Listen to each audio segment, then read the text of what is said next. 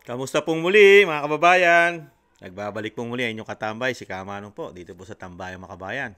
Magandang araw po muna, tanghali, hapon, gabi, madaling araw po sa atin lahat. Saan man sulok po ng mundo, tayo naroon. Naway maingatan po tayo lahat mga kababayan.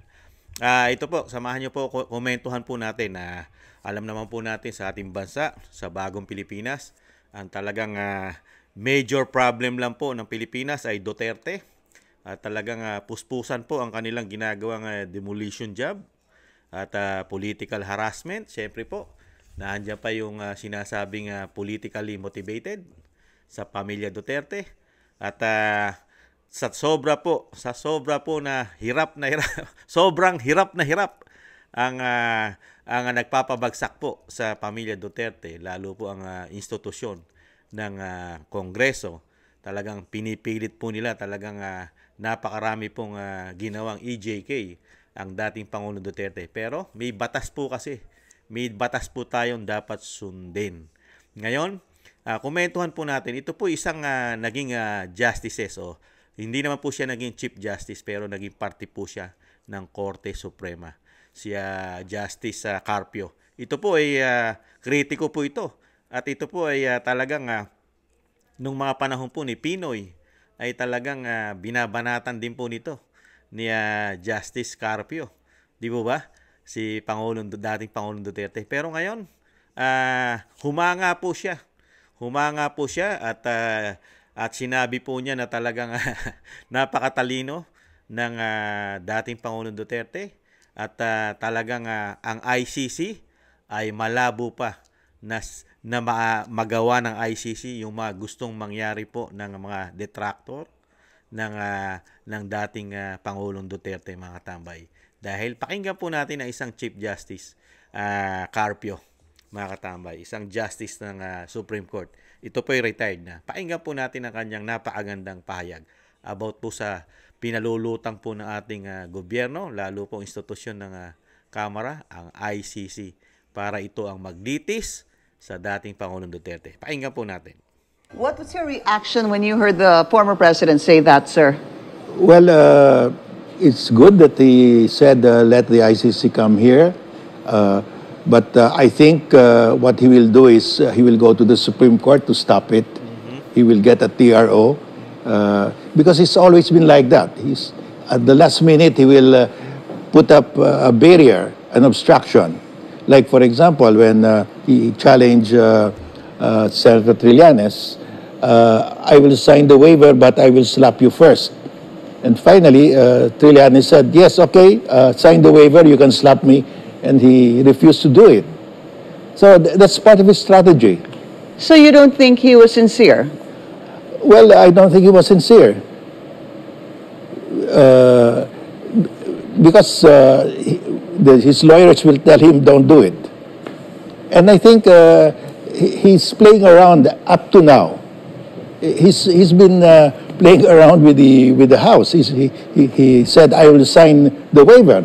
But he said, oh, but you have to sign also waivers. So it doesn't mean anything. Was that kind of statements made by the former president that surprised you? Or was that is his, that's par for the course for him. He will say, okay, I will sign, but at the last minute he will say, you must also sign, which will prevent him from signing because the others will not sign. So the aim really is what, sir? To say it but not do it? Well, yeah, that's it. In other words, I'm willing to sign, but because you don't want to sign, I will not sign. Okay. All right, but let's go to what he said. That challenging the ICC, come here tomorrow, start investigating, and if I'm found guilty, I can actually rot in jail. My question is, does that mean that the former president already submitted himself to the jurisdiction of the ICC, No, sir? not yet. Because the ICC will acquire jurisdiction over him if they can arrest him. Because under the rules of the ICC, the trial will not proceed unless they have custody of the accused. So even if the warrant of arrest is issued, if he's not arrested and brought to the custody of ICC, there will be no trial. I see. So it's a little bit more complicated than actually just saying, come to the Yes. Philippines and investigate me tomorrow. Yeah, if they investigate him tomorrow, they still have to issue the warrant of arrest, and he doesn't have to honor that.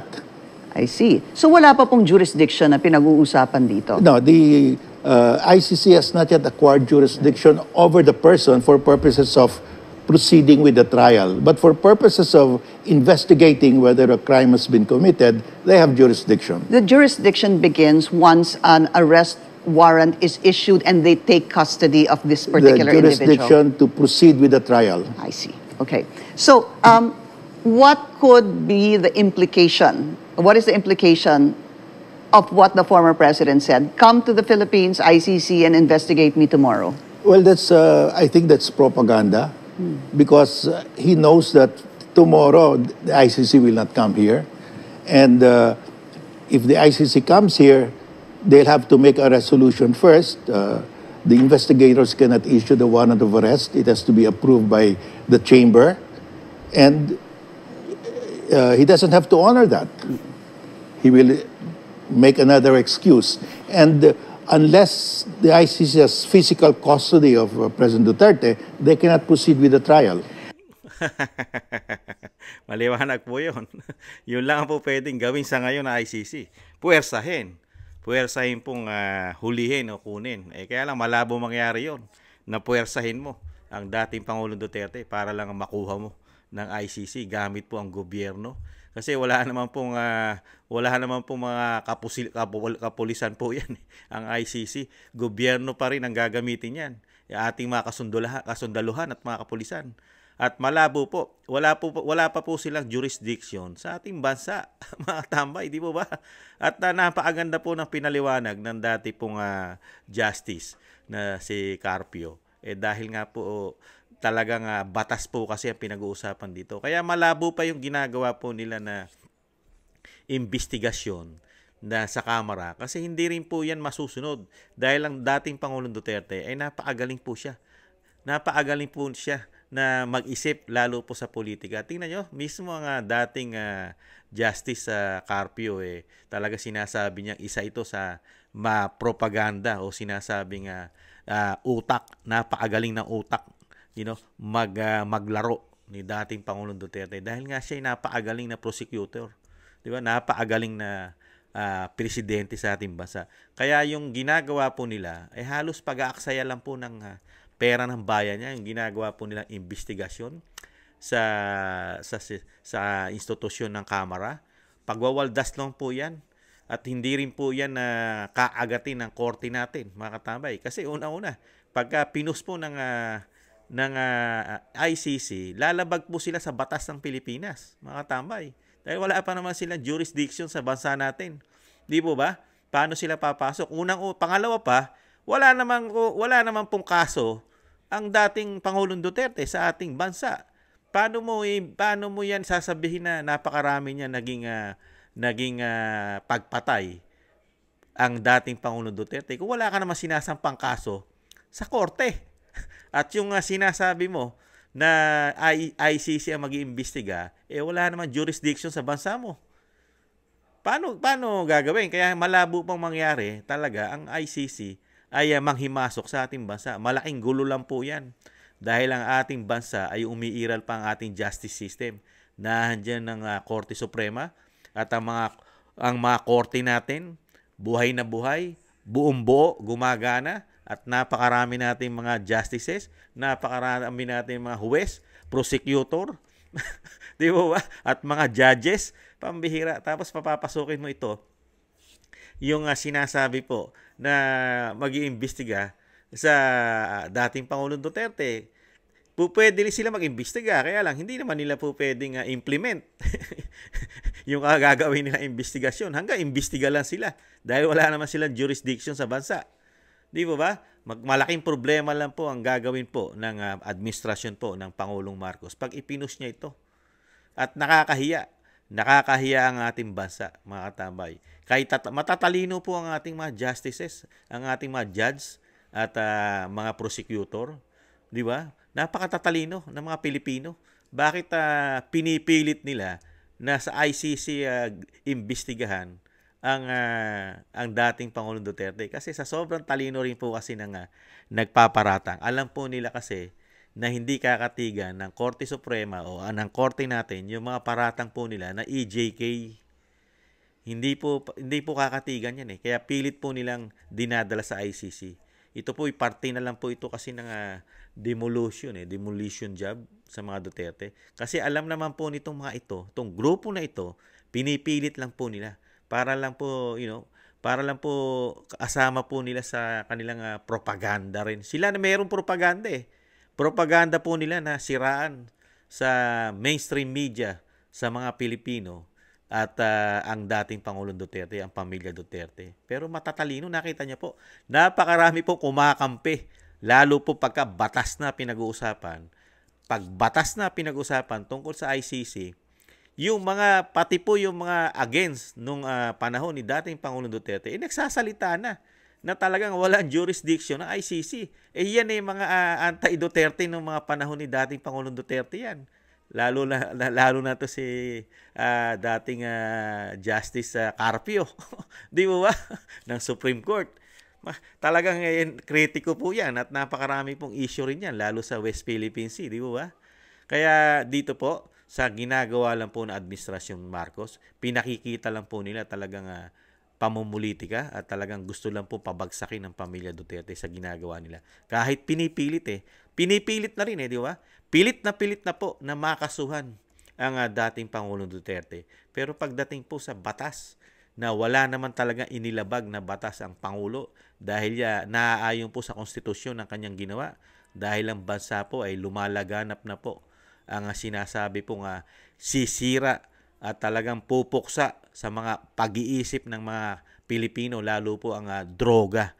Halos nagiging narco-politics na po ang ating bansa. Dahil nalaman po natin at nalaman ni dating Pangulong Duterte ang tumatangkilik at ginagawang negosyo ng mga politiko, kapulisan, at meron pang mga abogado, artista, di ba? Meron pang presidente ngayon. Ang pamilya daw ng presidente, ayon kay Kati Binag, ang tumatangkilik daw po sa droga. Kaya yung ginawa ni dating Pangulong Duterte, hindi po siya lumabag. Siya po ay nag-warning. Hindi po niya ginawa ito, hindi po lumabag dahil nag-warning po siya. Hindi pa siya nagiging Pangulo, kumakandidato pa lang siya, yun na ang kanyang warning. Kaya nga siya nanalo Mananalo ba yan kung hindi nagustuhan ng majority ng Pilipino? Yung kanyang promises, yung kanyang pangako nung siya kumakampanya, na ang una niyang gagawin, puksain ang droga sa ating bansa. Dahil nga ang ating mga anak ay talagang napapasama na rito sa bisyo na ito. Di ba? Kasi pagka napasok ka sa droga, wala ka na.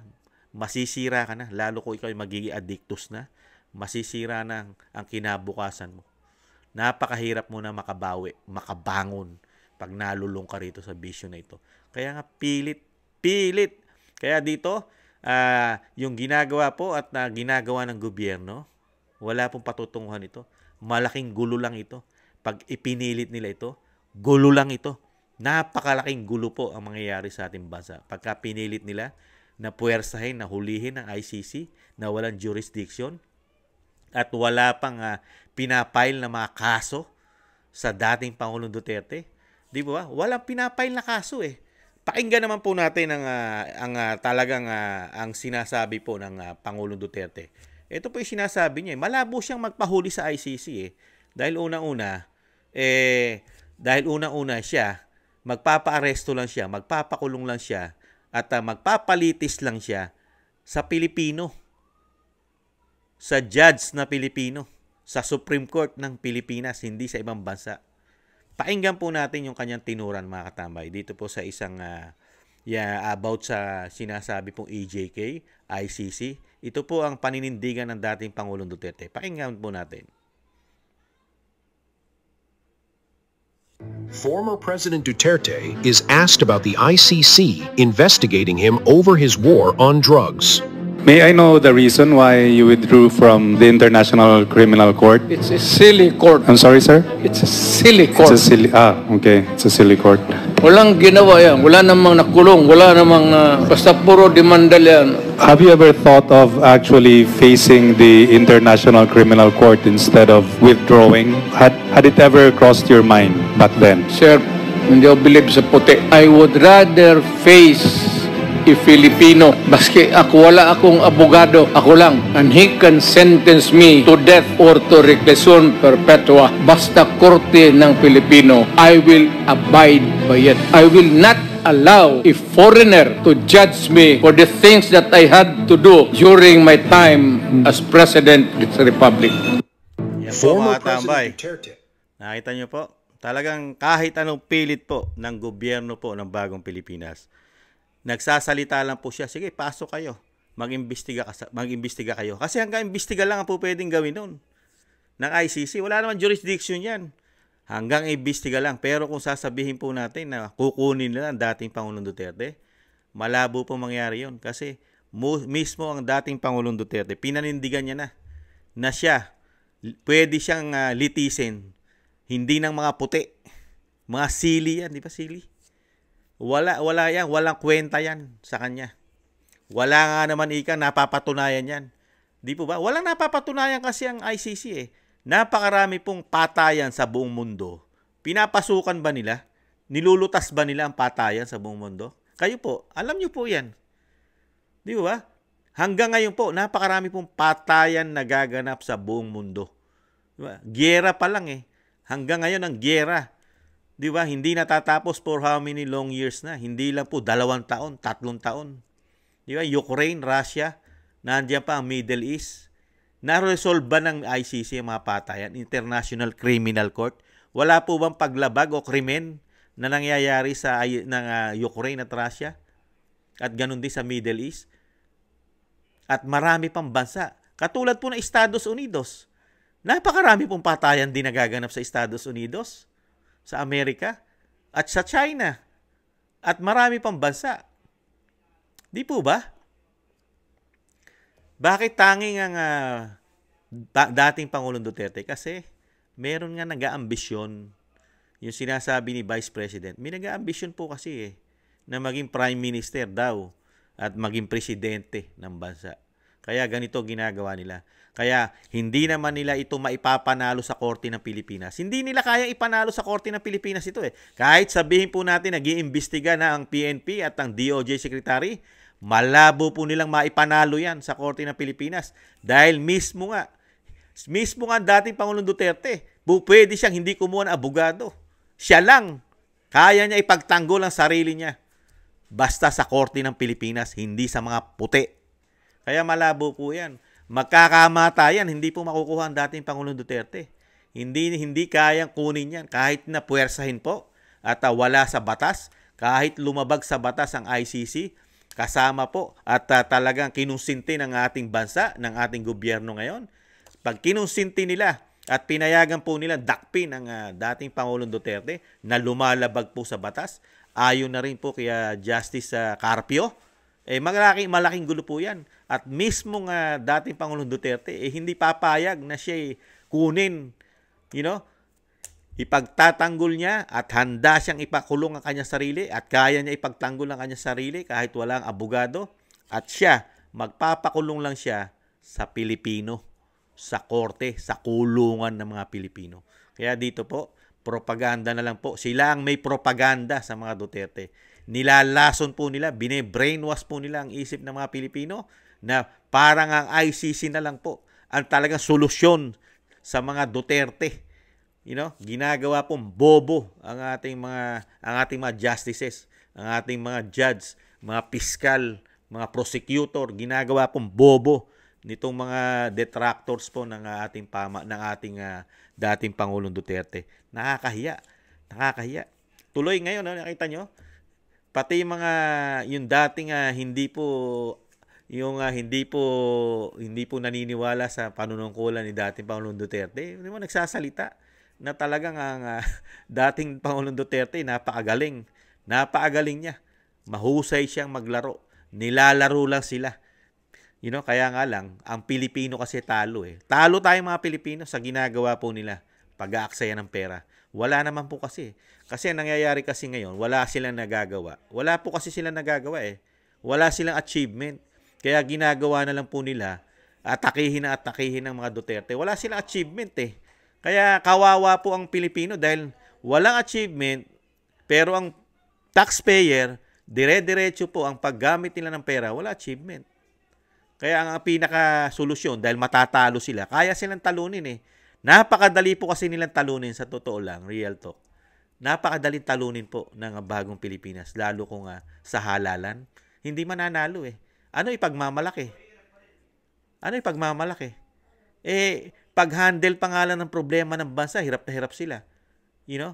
Hindi nila kayang i-handle ang problema ng bansa. Bagyo pa nga lang, nakita niyo po, laki na po ng problema natin. Ang ating mga kababayan sa Bagyo, you know, napakalaki po ng problema. Kasi hindi kayang i-handle ang problema. Pati po ang mga LGUs natin ngayon, hirap na rin po kasi wala po kasi ang Commander-in-Chief. Ang Commander-in-Chief kasi, nasa Commander-in-Chief kasi yan eh. Ang ikagaganda po, at yung sinasabi po yung utos ng Commander-in-Chief, dapat kasi magaling para yung mga nasa ground, LGUs, gumaling din. Pagka hindi magaling ang Commander-in-Chief, hindi rin gagaling ang nasa baba. Di po ba? Nakita nyo po, Bagyo pa lang, hirap na hirap sila. Di ba? Ibang-iba. Pagka Duterte na po sa mga kalamidad. Napakarami pong hinawaang kalamidad ng mga Duterte. Di ba? Unang-una na, di ba? Pandemya.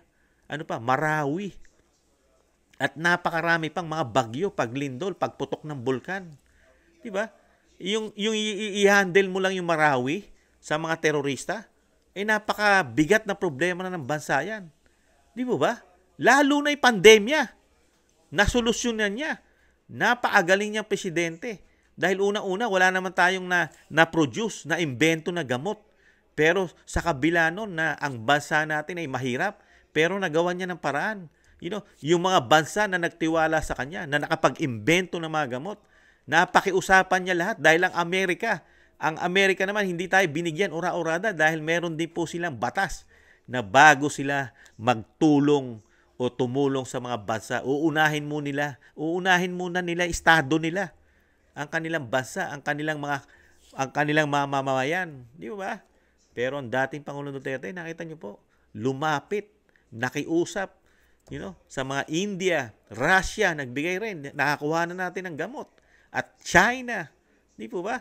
At yung sinasabi pong hirap na hirap tayo sa mga PPE, di ba, sa mga mask, dahil nga nagdidelikado ang ating mga sa medical field natin, yung mga nurses natin, doktor.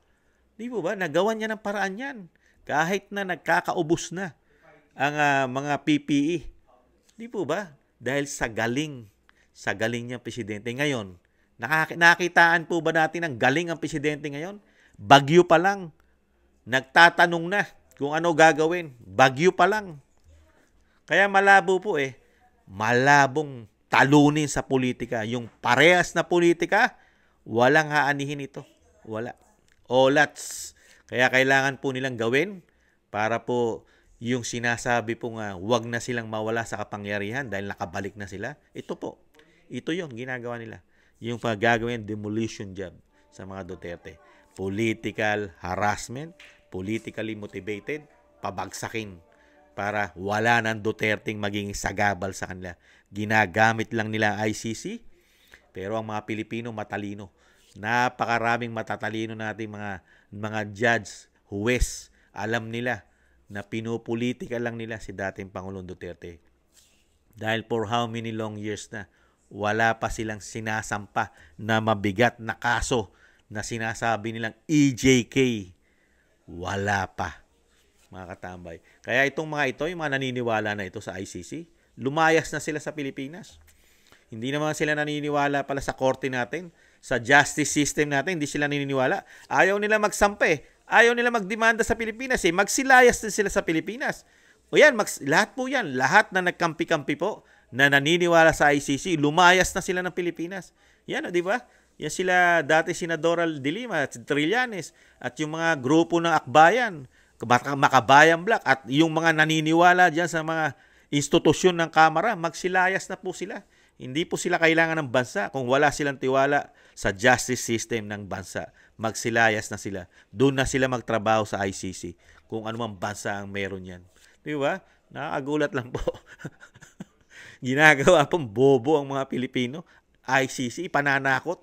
Ipananakot nila sa dating Pangulong Duterte ang ICC. Napakagaling sa batas nun. Di ba? Imposible yan. Nagsabi na ang dating Pangulong Duterte, never nyo siyang makuha at never nyo siyang malitis, lalo kung ang kulay niyo puti at matangos ang ilong. Doon siya magpapalitis sa mga mukhang chinito at pango ang ilong. Di ba mga tambay? Subukan lang nila. Subukan nyo lang yan. Dahil nga, batas ang pinag-uusapan.